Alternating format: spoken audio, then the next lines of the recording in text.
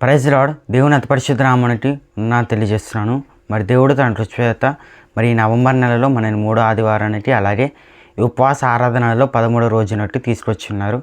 మరి ఈ ఆదివారపు ఆరాధనలు అలాగే ఉపవాస ఆరాధన 13వ రోజున కూడా మరి దేవుడు ఆది నుంచి అంతా కూడా తోడు నడిపించాలని, ఎటువంటి అడ్డంకులు రాకూడదని అందరూ తలలో ఉంచి కనుమూసినట్టయితే ప్రారంభ ప్రార్థన చేసుకుందాం. తండ్రి, కుమార, పరిశుద్ధాత్మ త్రిదేవ నీకే వెళ్ళుతున్నాను చిన్న నాన్న ప్రవేశ. ఎక్కడైతే ఇద్దరు ముగ్గురు నా నామం కూడి ప్రార్థించినారో వారి ముద్రని ఉంటాను నీ వాక్యం సెలవిస్తున్నాను ప్రవేశ.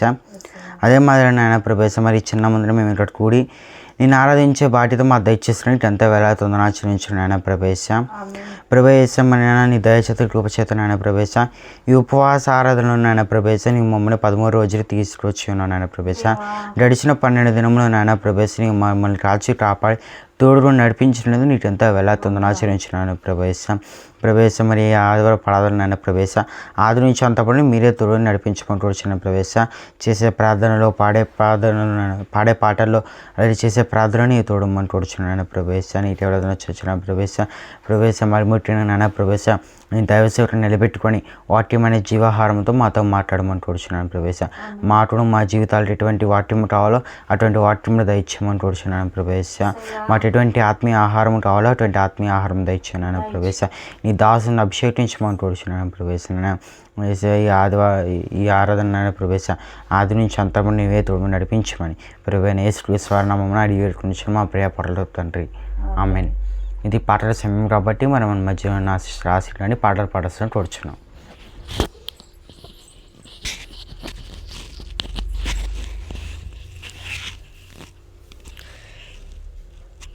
అందరికీ ప్రెస్ లార్డ్. దేవునామానికి మహిమ కలుగును గాక. మనం ఈ పరిశుద్ధ సమయంలో పాటలు పాడుకుంటూ దేవుని నామాన్ని ఆరాధించుకుందాం. హల్లెలూయా.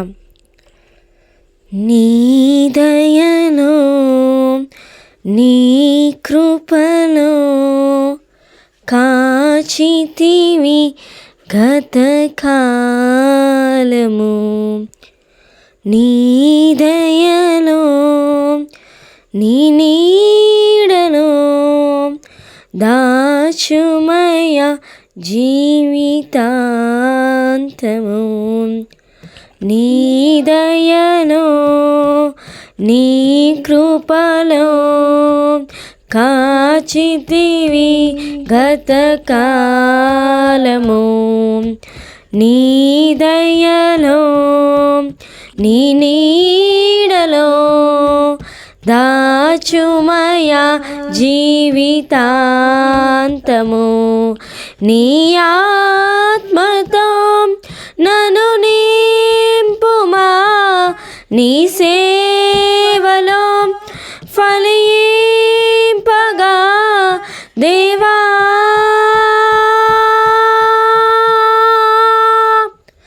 దేవా. నీ దయలో నీ కృపలో కాచితివి గతకాలము,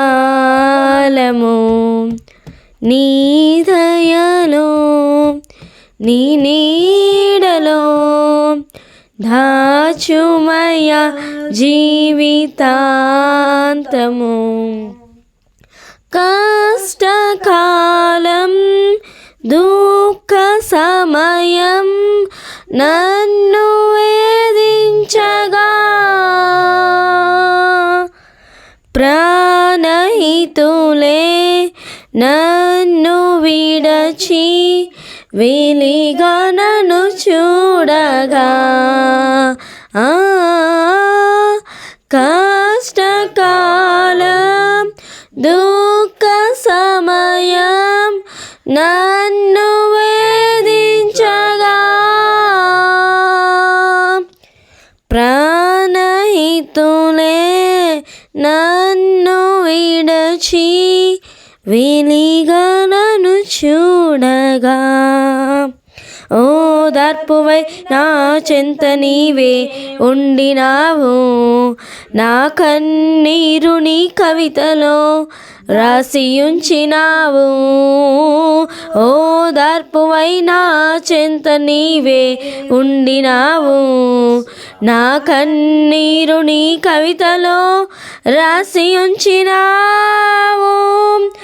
ఏమి అద్భుత ప్రేమయా, ఏ రీతి పాడనయా. నీవే నా మార్గము, నీవే నా జీవము, నీవే నా గమ్యము, నీవే నా సర్వము. నా మనసు తీర నిన్ను పాడి పొగిడేద దేవా. నీ దయలో నీ కృపలో కాచితివి గతకాలము. నీ దయలో నీ నీడలో దాచుమయ జీవితాంతము. ఏ యోగ్యతయు లేని నాయడ నీ కృప చూపితివి. వట్టి పాత్రను మహిమతో నింపి మార్గము నీవైతివి. ఏ యోగ్యతయు లేని నాయడ నీ కృప చూపితివి.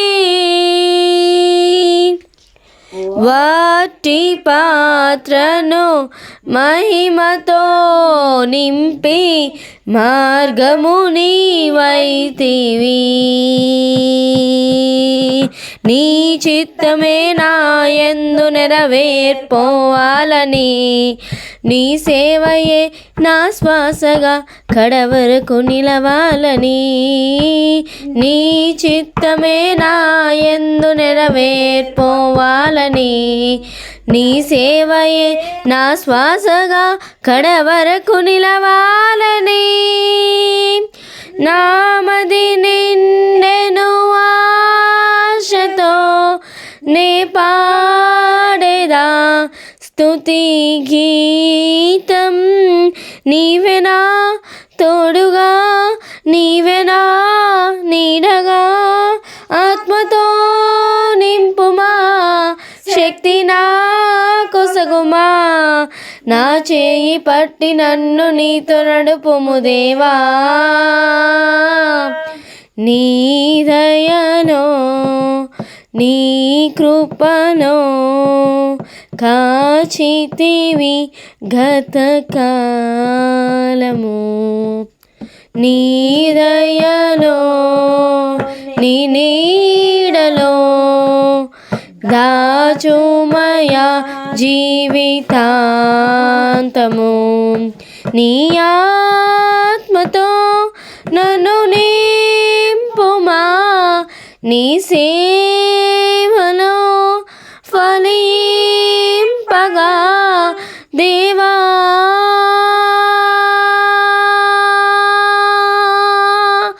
దేవా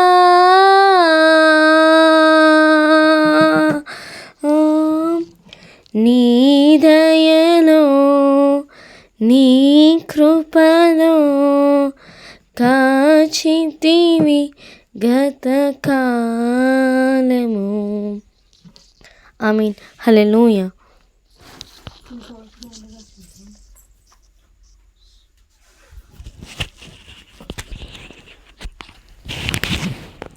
మరి పాట పాడిన సిస్టర్కి మరి ఉందని తెలియజేస్తున్నాము. ఇది ప్రార్థన సమయం కాబట్టి మరి అందరూ తల వంచి కన్మూసినట్టయితే మరి వాక్యం గురించి ప్రార్థన చేసుకుందాం. తండ్రి కుమార పరిశుద్ధాత్మ దేవా నీకే వెళుతున్నా చిన్న ప్రవేశ ఎక్కడైతే ఎదురు కూడా నమ్మటుడి ప్రార్థించినారో వాడి మధ్యనే ఉంటాను నీ వాక్యం సెలవిస్తున్నాను ప్రవేశ. అదే రీతిగా నాయన ప్రవేశ ఇక్కడ చిన్న మంది టూడి నాయన ప్రవేశ ఈ సండే సర్వీస్లో నాయన ప్రవేశ మరియు అలాగే నాయన మరి ఉపవాస ఆరాధనలు మరి ఇదే 13వ రోజున ప్రభేశ నీవు మా అందరినీ ఇక్కడ కూర్చుని నీ సన్నిధానంలో ఉండగలిగిన గొప్ప బాధ్యతనిచ్చిన ఇటు ఎంత వెళుతుంది ఆచరించాను నాయన ప్రభేశ నాయన ప్రభా నాయన మరి నాయన ప్రభా మరి నీది ఇప్పుడు నాయన ప్రవేశ నీ దైవసేవకుడు వచ్చి నాయన ప్రవేశ నీ వాక్యాన్ని బోధిస్తున్న నాయన ప్రవేశ మాటను మా జీవితాలకు ఎటువంటి వాక్యం కావాలో అటువంటి వాక్యమును దయచేయమని కూర్చు నాయన ప్రవేశ మాట ఎటువంటి ఆత్మీయ ఆహారం కావాలో అటువంటి ఆత్మీయ ఆహారం దయచే నాయన ప్రవేశ ఆ వాక్యంని వినడమే కాకుండా నాయన ప్రవేశ ఆ వాక్యానుసారంగా జీవించే గొప్ప బాధ్యతను మా దయచేయమని కూర్చున్నాను ప్రవేశ ఆ వాక్యం వినిటల తట జ్ఞానాన్ని కూడా మా దయచేయమని కూర్చున్నాను నాయన ప్రవేశ నీ దాసుని అభిషేకించమని కూర్చున్నాను ప్రవేశ సాతాను శత్రువులను నామను బంధించమని కూర్చున్నాం ప్రభావైనా నీ దైవసేవకుడు బోధిస్తున్న నాన్న ప్రవేశ మధ్యలో ఎక్కడైనటువంటి ఈ నెట్ ప్రాబ్లం అని ఏ ప్రాబ్లం రాకుండా నీవే చేసుకోమని కూర్చున్నాను ప్రవేశ నా చిన్న పాదని పాదలో చేర్చుకోమని ప్రవేశలు సారామని అడిగి కూర్చున్నాము మా ప్రేయపరలో తండ్రి ఆమేన్. ఇది వాక్యం సమయం కాబట్టి మనం మధ్యలో నా పాస్ సతీష్ బాబు గారిని ఆహ్వానిద్దాం.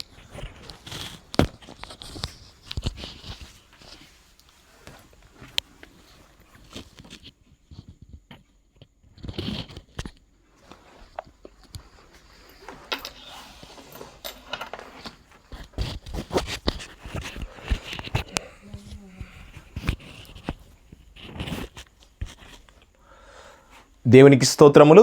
దేవుని నామ పరిశుద్ధపరచబడును గాక. దేవుని యొక్క మహాకృపను బట్టి ఈరోజు జరుగుతున్నటువంటి సండే సర్వీస్లోను అలాగే ఉపవాస ప్రార్థన కూడికల్లో దేవాది దేవుడు తన అద్భుతమైన కృప ద్వారా ఈరోజు 13వ రోజు ఉపవాస ఆరాధనలోకి రావడానికి దేవాది దేవుడు ఎంతో సహాయం సమకూర్చాడండి. గడిచినటువంటి దినములన్నీ కూడా దేవుడు తోడుగా ఉంచి నడిపించి ఉన్నాడు. అలాగే ఈరోజు సండే సర్వీస్లోనూ ఉపవాస ఆరాధనలో కూడా దేవుడు సహాయం అందించాడు. అలాగే ప్రారంభ ప్రార్థన నుండి ఇప్పటి వరకు కూడా దేవుడు సహాయం అందించాడండి. ఇక ముందున్న కార్యక్రమంలో కూడా దేవుడు సహాయం అందించాలని చెప్పి అందరము కూడా దేవుని యొక్క సన్నిధిలో ప్రార్థనాపూర్వకంగా కూర్చుందాము. అందరూ కూడా ఎవరు కూడా మామూలుగా ఉండవద్దు. దయచేసి అందరూ కూడా ప్రార్థనాపూర్వకంగా కూర్చోవలసిందిగా కోరుచున్న ప్రభుపేట మిమ్మల్ని కోరుచున్నానండి. మనమందరం కూడా సమయం వృధా చేయకుండా వాక్య భాగంలోకి వెళ్దాము. యెషయా గ్రంథము 44వ అధ్యాయము. యెషయా గ్రంథము 44వ అధ్యాయము 1వ వచనం నుండి 4వ వచనం వరకు నేను చదువుతున్నానండి. 1వ వచనం నుండి 1వ వచనం నుండి 4వ వచనం వరకు నేను చదువుతున్నాను. మీరు జాగ్రత్తగా గమనించండి. అయినను నా సేవకుడగు యాకోబు, నేను ఏర్పరచుకొనిన ఇశ్రాయేలు వినుము. నిన్ను సృష్టించి గర్భములో నిన్ను నిర్మించి నీకు సహాయం చేయువాడని యెహోవా ఈలాగు సెలవిచ్చుచున్నాడు. నా సేవకుడకు యాకోబు, నేను ఏర్పరచుకున్న యెషూరును భయపడకుము. నేను దప్పిగలవాని మీద నీళ్లను, ఎండిన భూమి మీద ప్రవాహ జలములను కుమ్మరించేదను. నీ సంతతి మీద నా ఆత్మను కుమ్మరించేదను. నీకు పుట్టిన వారిని నేను ఆశీర్వదించేదను. నీటి కాలువల యొద్ద నాటబడిన నిరవంజి చెట్లు గడ్డిలో ఎదిగినట్లు వారు ఎదుగుదురు. ఆమేన్. వాక్యము గురించి చిన్న ప్రార్థన చేసుకుందామండి. దయచేసి అందరూ కళ్ళు మూసుకున్నట్టయితే ప్రార్థనలో ఏకీభవించండి. పరిశుద్ధమైన దేవా, నీకు వందనాలు, నీకు స్తోత్రాలయ్యా.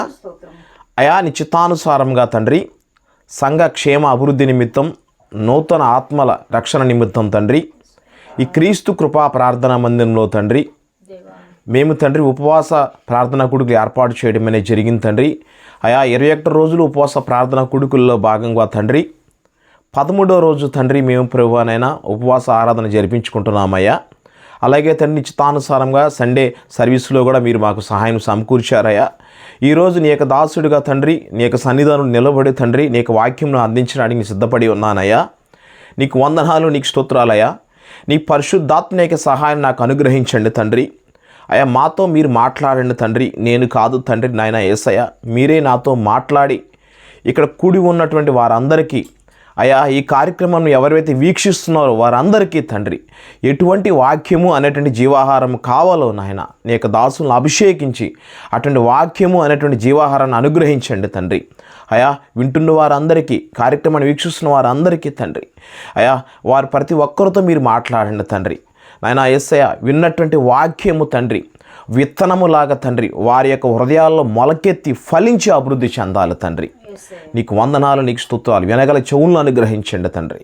అయ్యా, ఈ నడిపింపు అంతా మీరే నడిపించి సహాయం చేయమని మీ ప్రియకుమారుడు మా రక్షకుడు అయినటువంటి యేసుక్రీస్తు వారి దివ్యనామమున కోరి బతిమిలాడి వేడుకొనుచున్న పరమ తండ్రి. ఆమేన్, ఆమేన్, ఆమేన్, ఆమేన్. హల్లెలూయా, హల్లెలూయా. చూడండి ప్రియమైన సంఘ, ప్రియమైన దేవుని బిడ్డ, ఈరోజు దేవాది దేవుడు ప్రతి ఒక్కరితో మాట్లాడుతున్నాడండి. ఇక్కడ కూర్చున్న వారందరూ కూడా, లేదా ఈ కార్యక్రమాన్ని వీక్షిస్తున్న వారందరూ కూడా ఎవరు కూడా మామూలుగా ఉండవద్దండి. ఎందుకంటే ప్రార్థనాపూర్వకంగా దేవుని యొక్క సన్నిధిలో మనం అందరం కూర్చోవాలండి. ప్రతి ఒక్కరూ కూడా, అయ్యా నువ్వు నాతో మాట్లాడు తండ్రి, నా జీవితానికి సరిపడినటువంటి జీవాహారం ఎటువంటిది కావాలో నాకు ఈరోజు అనుగ్రహించండి తండ్రి. అయ్యా ఈరోజు నాతో మీరు మాట్లాడిన తండ్రి, ఈ రాత్రి నాతో మాట్లాడిన తండ్రి అని చెప్పి ప్రతి ఒక్కడు కూడా ప్రార్థనాపూర్వకంగా దేవుని యొక్క సన్నిధిలో కూర్చుంటే దేవాది దేవుడు ఎవరి కుటుంబానికి, ఎవరి జీవితానికి ఎటువంటి వాక్యము కావాలో ప్రతి ఒక్కటి కూడా అనుగ్రహిస్తాడండి. చూడండి, మన వాక్యముని గమనించినట్టయితే ఇక్కడ మనం ఏమని తెలియపరుస్తున్నాడంటే అండి, ఇక్కడ వాగ్దానాలు ఉన్నాయండి, అంటే ఆశీర్వాదములు మనకు ఉన్నాయండి.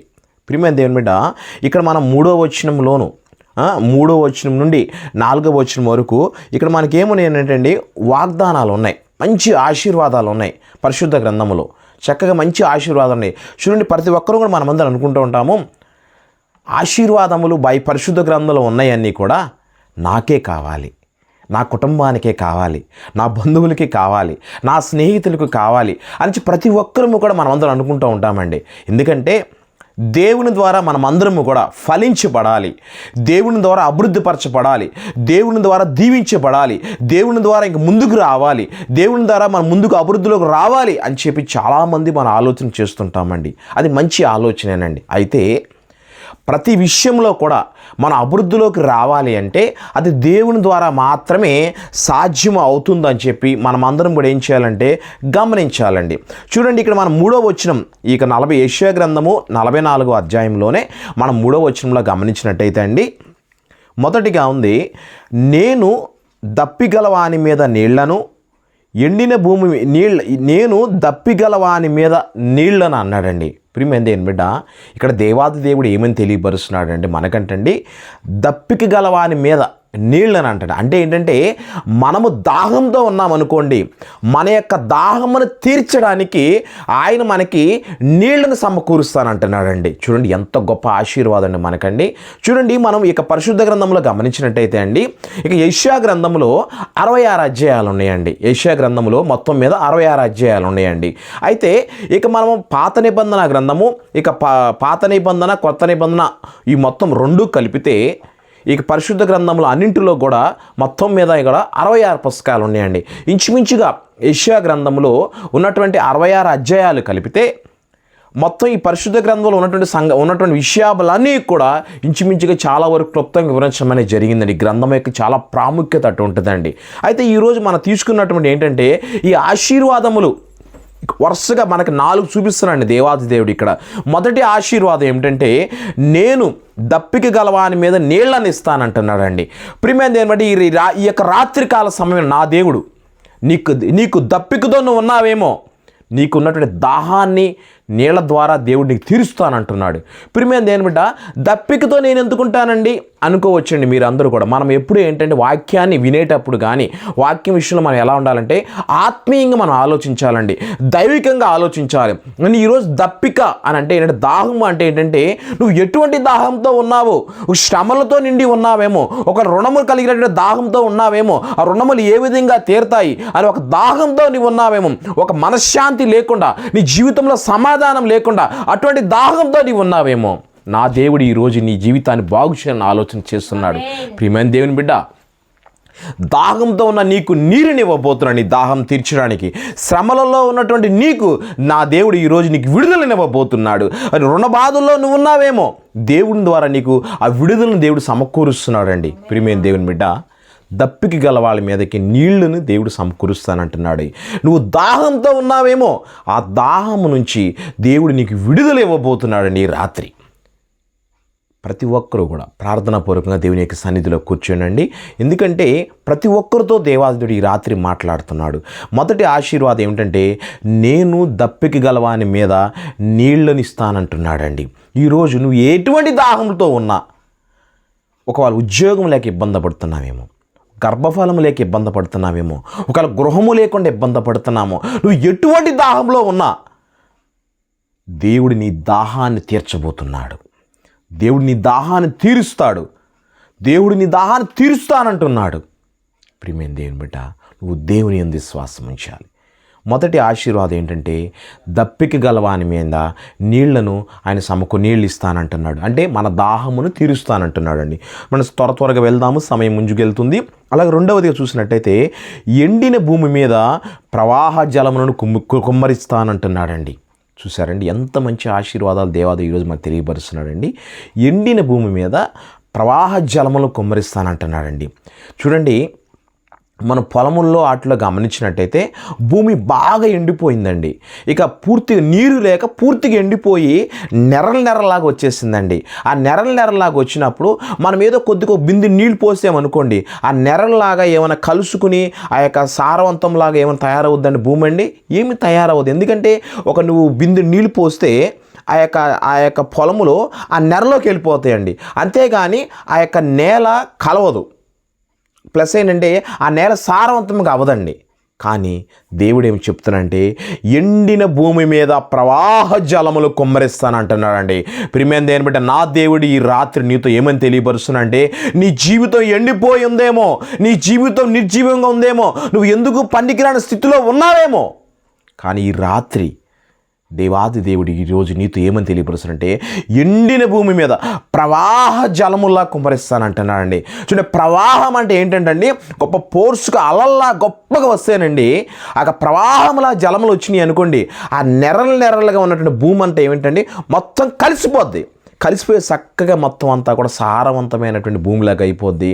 ఎండిన భూమి అంతా కూడా చక్కగా తేమ శాతంలో తయారవుద్దండి. ఎప్పుడైతే ప్రవాహంతో కొట్టుద్దో నీరు, ఆ నెర అంతా గాడి అంతా అంటే పూడికిపోయి చక్కగా నేలంతా కలిసిపోద్దండి. ప్రియమైన దేని బట్టి ఈరోజు నీ జీవితం నిర్జీవంగా ఉందేమో, పూర్తిగా ఎండిపోయిందేమో, పూర్తిగా లెగలని స్థితిలో ఉన్నామేమో, పూర్తిగానే కోలుకోలేని స్థితిలో ఉన్నామేమో, నా దేవుడు ఈ రాత్రి నీతో సూటిగా మాట్లాడుతున్నాడు. నేను గొప్ప ప్రవాహ జలములాగా వచ్చి ఎండిన భూమిని ఏ విధంగా తయారు చేసి సారవంతంగా తయారు చేస్తానో, ఈరోజు దేవాది దేవుడు ఈరోజు నీ జీవితాన్ని కూడా మంచి సారవంతమైన భూమిలాగా, మంచిగా శాంతియుతమైనటువంటి జీవితంలా తయారు చేస్తానంటున్నాడండి. మొదటిగా ఏమన్నాడండి, దప్పికగా గలవాని మీద నీళ్లను అంటున్నాడు. నువ్వు దాహంతో ఉంటే నీకు నీరునిచ్చి సేద తీరుస్తానంటే, శాంతినిస్తానంటాడు. రెండవది అంటే, నీ జీవితం నిర్జీవముగా ఉందేమో, జీవము కలిగినటువంటి ఒక ప్రవాహ జలములాగా భూమిని ఏ విధంగా తయారు చేస్తాడో అట్టా నీ కుటుంబాన్ని తయారు చేస్తానంటున్నాడండి. మూడవదిగా ఏమంటున్నాడంటండి, నీ సంతతి మీద నా ఆత్మను కుమ్మరించేదును అంటున్నాడండి. ప్రియమైన దేవుని బిడ్డ, ఆయన నీ సంతతి మీద నా ఆత్మను కుమ్మరిస్తానంటున్నాడండి. ప్రియమైన దేవుని బిడ్డ, ఆయన ఓన్లీ నీ మీదే లేదా నీ కుటుంబం మీద, నీ పిల్లల మీద కాదండి, నీ వంశ సంతతి మొత్తం అందరి మీద, నీ వంశం అంతటి మీద కూడా నా ఆత్మను కుమ్మరిస్తానంటున్నాడండి. ప్రియమైన దేవుని బిడ్డ, ఈరోజు మనం ఈరోజు ఇలా అంత సంతోషంగా ఉంటున్నామంటే మనకున్న బలాన్ని బట్టి మనం అనుకుంటామండి, లేదా మనకున్న ఆస్తులను బట్టి, లేదా మనకున్న పొలిటికల్ ఏదో బ్యాక్గ్రౌండ్ని బట్టి, మనకున్న లక్షణములను బట్టి అనుకుంటా ఉంటున్నారు, మనకున్న జ్ఞానం బట్టి అనుకుంటారండి. కానీ అది కాదండి. దేవుని యొక్క ఆత్మ మన మీద ఉన్నందువల్లే మనం ఈరోజు ఎంతో సంతోషంగా ఉంటున్నామండి. కానీ ఆయన ఏమంటున్నాడంటే, నీ సంతతి మీద, అన్నిటి మీద, అందరి మీద నా ఆత్మను కుమ్మరిస్తానంటున్నాడండి. చూడండి, ఎంత గొప్ప ఆశీర్వాదం అండి. దేవుని యొక్క ఆత్మ మనల్ని నింపుకొని ఉందనుకోండి, ప్రతి విషయంలో కూడా మనం ఫలించుతామండి, ప్రతి విషయం మనం అభివృద్ధి పొందుతామండి. అటువంటి ఆశీర్వాదాన్ని దేవాది మనకిస్తానంటున్నాడండి. నీ సంతతి మీద నా ఆత్మను కుమ్మరిస్తానంటున్నాడు. మరి ఇక చివరిగా నాలుగవది ఏమంటున్నాడంటే, నీటి కాలువల యొద్ద నాటబడిన నిర్వంజి చెట్టు వలె. చూడండి మనం కాలువ ఒడ్డున మొక్కలు ఏ విధంగా ఎంత శ్రేష్టంగా పెరుగుతాయండి. వాటికి ఎందుకు అంటే నీరు అనేది కొదువు అనేది ఉండదండి. ఒకవేళ వేసవి కాలంలో కూడా కాలువ ఎండిపోతున్న కొన్ని చోట్ల ఎండినా కానీ కాలువ ఒడ్డున ఉన్న ఏంటంటే తేమ శాతం ఉంటుందండి. తద్వారా అది పెరుగుతూ ఉంటుంది. ఎప్పుడు కూడా చక్కగా వాటికి నీరు ఎప్పుడు ఉంటుంది కాబట్టి కాలువ ఒడ్డున ఉన్నటువంటి చెట్లు కానీ మొక్కలు కానీ బాగా ఏంటంటే బాగా పెరుగుతాయండి. అవి ఇది శ్రేష్టంగా తయారవుతాయండి. ఈరోజు మన జీవితంలో కూడా దేవాదేవుడు ఏమంటే నీటి కాలువ యొద్ద నాటబడిన మొక్క వలె, ఒక చెట్టు వలె దేవాది దేవుడు మనం బాగా అభివృద్ధి చేస్తానంటున్నాడండి. ఒక మొక్కలాగా ఉన్నామంటే కాలువ ఒడ్డుని కానీ మనం పాతిపడినట్టయితే గొప్ప మహావృక్షంలాగా మనం ఏంటంటే దేవుని ద్వారా ఆశీర్వదించబడతామండి. చూడండి, ఈరోజు దేవుడు మనకి ఒక 4 ఆశీర్వాదాలు ఇస్తానంటున్నాడు. నీకు దప్పిక గలవాని మీద నీకు దప్పికగా ఉంటే నేను నీళ్ళని ఇస్తానంటున్నాడు. ఎండిన భూమిలాగా నీ జీవితం ఉన్నట్టయితే గొప్ప జలప్రవాహం వస్తే ఆ భూమి మీద ఎలాగ భూమి సారవంతంగా ఉంటుందో అలా అవుతుందని అంటున్నాడు. మూడవది ఏంటంటే మన సంతతి అన్నింటి మీద కూడా దేవుని యొక్క ఆత్మను కుమ్మరిస్తానంటున్నాడండి. ఇక చివరిగా ఆయన ఏమంటే కాలువ ఒడ్డున పెరుగుతున్న మొక్క ఏ విధంగా ఫలిస్తూ ఉంటుందో ఆ విధంగా నీ జీవితాన్ని ఆశీర్వదిస్తానంటున్నాడండి. ప్రియమైన దేవుని బిడ్డ, ప్రతి ఒక్కరికి కూడా అడుగుని మీకు చెప్పానండి, దేవుని ద్వారా మనం అందరం కూడా సంతోషంగా ఆశీర్వదించబడాలి. దేవుని ద్వారా మనం ఫలించబడాలని ఆశ మనకు ఉంటుందండి. అలాగే పరిశుద్ధ గ్రంథంలో దేవాదేవుడు ఏమి తెలియబోతుంది, ఈ ఆశీర్వాదాలు నేను నీకు ఇస్తానంటున్నాడు. చూడండి, ఆయన ఏమంటున్నాడంటే ఈ ఆశీర్వాదాలు నీకున్నాయి, నేను ఇస్తాను. అయితే ఈయన ఏమంటున్నా అంటే ఇవి ఎవరికి ఇస్తానంటున్నాడు. 2 అడ్రస్ కావాలి కదండి. ఆయన ఆశీర్వాదాలు ఉన్నాయి కానీ ఇస్తా నేను, కానీ ఎవరికి ఇస్తానంటున్నాడు, ఎటువంటి వారికి ఇస్తానంటున్నాడు, ఎటువంటి లక్షణములు కలిగిన వారికి ఇస్తానంటున్నాడు, ఎవరి మీద ఆధారపడిన వారికి ఇస్తానంటున్నాడు. చూడండి, వాటికి మనం గమనించినట్టయితే ఇక్కడ మొదటి వచనం 2వ వచనం చదువుదామండి. అయినను నా సేవకుడకు యాకోబు, నేను ఏర్పరచుకున్న ఇశ్రాయేలు వినుము, నిన్ను సృష్టించి గర్భములో నిన్ను నిర్మించి నీకు సహాయం చేయవాడైన యెహోవా ఈలాగు సెలవిచ్చుచున్నాడండి. చూడండి, ఇవన్నీ కూడా దేవాది దేవుడు ఇస్తానంటున్నాడు. అయితే ఎవరికి ఇస్తానంటున్నాడంటే నా సేవకుడకు యాకోబు, నేను ఏర్పరచుకున్న ఇశ్రాయేలు వినుము అంటున్నాడండి. ప్రియమైన దేవుని బిడ్డ, మన ఆత్మీయంగా గమనించినట్టయితే దేవుని యందు ఎవరెవరైతే విధేయత కలిగి ఉంటారో, దేవుని యందు తగ్గింపు మనసుతో ప్రార్థన చేస్తుంటారో, దేవుని యందు విశ్వాసం ఉంచి మారు మనసు పొంది రక్షణ పొంది ప్రభువారి నా రక్షకుడు అని చెప్పి ఎవరైతే అంగీకరిస్తారో, ఆయనకు బిడ్డలుగా ఎవరైతే ఉంటారో వారందరికీ కూడా ఈరోజు నీకు నాకు మనందరికి కూడా ఆయన పిల్లలతో సమానం. ఆయన అంటున్నాడు, నా సేవకులు అందరూ అంటారు ఏంటంటే సేవకులుగా యాకోబు అంటున్నాడు, మరియు కూడా దేవుని తెలుసుకున్న వాళ్ళందరూ కూడా ఆయన పిల్లలు మనము. ఎందుకంటే ఆయన మన అందరికీ కూడా ఇశ్రాయేలు ప్రజలు అందరికీ కూడా ఆయన ఏమని సెలవిస్తున్నాడంటే ఈరోజు నేను నిన్ను బాగు చేయబోతున్నాను. ఆయన ఏమంటున్నాడంటే దప్పిక గలవారు నువ్వు ఉన్నావేమో, నువ్వు శ్రమలతో నిండిపోయిన దాహంతో ఉన్నావేమో, నీకు శ్రమలను నేను తీరుస్తానంటున్నాడండి. నువ్వు ఎండిన భూమి నిర్జీవంగా నా జీవితం అయిపోయింది నువ్వు అనుకుంటున్నావేమో, ఈ రాత్రి నేను నీ ఎండిన భూమిని సారవంతమైన భూమికి ఏ విధంగా చేస్తానో అది కూడా మామూలుగా కాదండి, గొప్ప ప్రవాహ జలములుగా ఆ యొక్క భూమి మీద కుమ్మరించి భూమి మీద ఆ యొక్క ప్రవాహ జలములుగా వస్తే ఆ నిర్జీవంగా ఉన్న భూమి అంతా కూడా మంచి జీవము గల భూమిలాగా చేస్తానంటున్నాడండి. అటువంటి ఆశీర్వాదాన్ని నీకు ఇస్తానంటున్నాడండి. మరి మూడవదిగా ఏమంటున్నాడంటే మన సంతతి అంతటి మీద కూడా ఏంటంటే మన ఆత్మను, దేవుని యొక్క ఆత్మను ఉంచుతాడంటండి, కుమ్మరిస్తానంటున్నాడు. నాలుగవదిగా మనము కాలువ ఒడ్డున పెరుగుతున్న మొక్క ఏ విధంగా శ్రేష్టంగా పెరుగుద్దో అలా ఆశీర్వదిస్తానంటున్నాడు. ఇవన్నీ మనం దేవుని ద్వారా పొందుకోవాలంటే మనం ఏమి చేయాలంటే దేవుని యందు మనం భయభక్తులు కలిగి ఉండాలండి, దేవుని యందు విధేయత కలిగి ఉండాలి, దేవుని యందు విశ్వాసం కలిగి ఉండాలి, దేవుని యందు తగ్గింపు మనసు మనం ప్రార్థన చేయాలి. యేసయ్యా నీవే నా రక్షకుడివి, నీవే నా రక్షకుడివి అయ్యా అని చెప్పి, నీవే నా రక్షకుడు అని చెప్పి మనం అంగీకరించి మారు మనసు పొంది రక్షణ పొందితే దేవుని ద్వారా మనం గొప్ప ఆశీర్వాదాలు పొందుకోగలుగుతున్నామండి. ప్రియమైనది ఏంటంటే పరిశుద్ధ గ్రంథంలో ఎంతోమంది భక్తులు ఆశీర్వాదాలు పొందుకోవడం అనేది జరిగిందండి.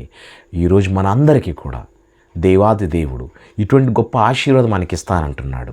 ఆయన మనల్ని దీవిస్తానంటున్నాడు. మనల్ని ఆయన ఫలించేలా చేస్తానంటున్నాడు. ఆయన మనల్ని అభివృద్ధి పరుస్తానంటున్నాడు. ఆయన మనల్ని ఒక దేవునిలో నిలిచి ఉండేలా చేస్తానంటున్నాడు. కాకపోతే మనం ఏం చేయాలంటే ఆయనకి మనం లోబడి ఉండాలండి.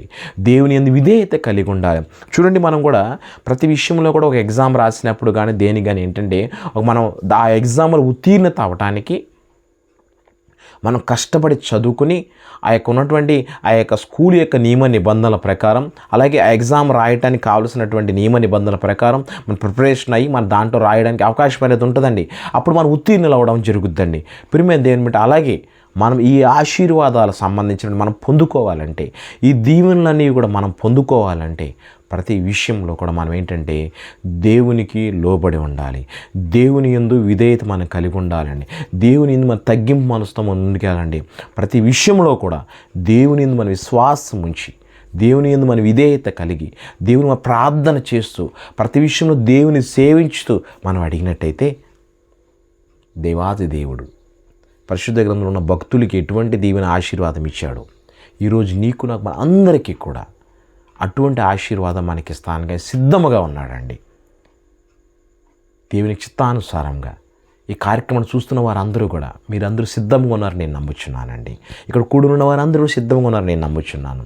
కాబట్టి దేవుని ద్వారా అటువంటి దీవెనలు నాకు కావాలి అని మీరు ఆశపడినట్టయితే, అయ్యా నేను ఈ రోజు నుంచి దేవుని విధేయత కలిగి ఉంటానయ్యా, అయ్యా నేను దేవునికి లోబడి ఉండట్లేదేమో తండ్రి, ఇక నుంచే నన్ను నేను సరి చేసుకుంటాను, నేను దేవునికి లోబడి ఉంటాను, దేవుని యందు విధేయత కలిగి ఉంటాను అని చెప్పి ప్రతి ఒక్కరూ కూడా దేవుని యందు విశ్వాసం ఉంచినట్టయితే ఖచ్చితంగా దేవుని ద్వారా మనం దీవించబడతామని చెప్పి ఇక దేవుని వాక్యం మనకు సెలవిస్తుంది. కాబట్టి ప్రతి ఒక్కరు కూడా దేవుని యందు విశ్వాసం ఉంచాలండి.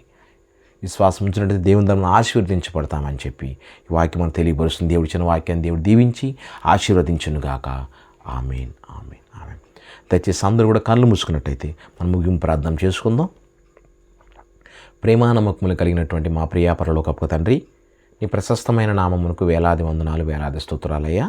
అయా నీ చిత్తానుసారంగా తండ్రి ఈ క్రీస్తు కృపా ప్రార్థనా మందిరంలో సంఘక్షేమ అభివృద్ధి నిమిత్తం నూతన ఆత్మ రక్షణార్థం తండ్రి 21 రోజులు ఉపవాస ప్రార్థనా కూడికలు ఏర్పాటు చేయడం జరిగింది తండ్రి. అయా నీ చిత్తానుసారంగా తండ్రి 13వ రోజు ఉపవాస ప్రార్థనా కూడిక జరిపించడానికి నీవు ఇచ్చిన అవకాశాన్ని బట్టి నీకు వందనాలు తండ్రి. అలాగే సండే సర్వీసులో కూడా మీరు మాకు సహాయం అందించారు, అందుబట్టి నీకు వందనాలు, నీకు స్తోత్రాలు తండ్రి. ప్రారంభం నుంచి చివరి వరకు మీరే మాకు సహాయాన్ని అందించారు, అందుని బట్టి నీకు వందనాలు, నీకు స్తోత్రాలు అయ్యా. ఈరోజు వాక్యంతో మీరు మాతో సూటిగా మాట్లాడారు తండ్రి. యేసయ్యా మీరు మమ్మల్ని దీవించడానికి ఆశీర్వదిస్తానంటున్నారు తండ్రి. అయ్యా మా యొక్క ఎండిపోయినటువంటి మా జీవితాల పైన యేసయ్య ప్రవాహ జలములు మీరు పంపిస్తానంటున్నారు, మా సంతతిని నీకు ఆత్మను ఉంచుతానంటున్నారు తండ్రి. అయ్యా మా కాలువ ఒడ్డున పెరుగుతున్న చెట్టు ఏ విధముగా పెరుగుతుందో ప్రభా అటువంటి శ్రేష్టంగా మీరు మమ్మల్ని పెంచుతానంటున్నారు తండ్రి. దాహంతో ఉన్నటువంటి మాకు నీళ్ల ద్వారా దాహం తీరుస్తాను మీరు అంటున్నారు తండ్రి. ఆయా శ్రమల ద్వారా, సమస్యల ద్వారా, ఇబ్బందుల ద్వారా అవి విడుదల లేక మేము ఇబ్బంది పడుతున్నామేమో తండ్రి. దయచేసి మా ప్రభా మీరు ప్రభా అనేసి మా యొక్క సేదను తీర్చండి తండ్రి. వేసి మాపై మీ యొక్క దీవెన ఆశ సమకూర్చండి తండ్రి. అయా మీ ద్వారా మేము దీవెనను పొందుకోవడానికి తండ్రి ఇక్కడ కూడిన వారందరూ కూడా ప్రభా నీ యందు విధేయత కలిగి ఉంటామని, అయా నీకు లోబడి ఉంటామని చెప్పి తండ్రి, అయ్యా నిన్ను సేవించుతామని చెప్పి తీర్మానం చేసుకుంటున్నారు తండ్రి. ప్రతి ఒక్క తీర్మానం కూడా మీరు అంగీకరించి తండ్రి నాయన యేసయ్య ప్రతి ఒక్కరిని కూడా నాయన యేసయ్య దీవించి ఆశీర్వదించండి తండ్రి. అయ్యా ఈ కార్యక్రమం చూస్తున్న వారందరినీ కూడా మీరు దీవించి ఆశీర్వదించండి తండ్రి. నీకు వందనాలు, నీకు స్తోత్రాలు.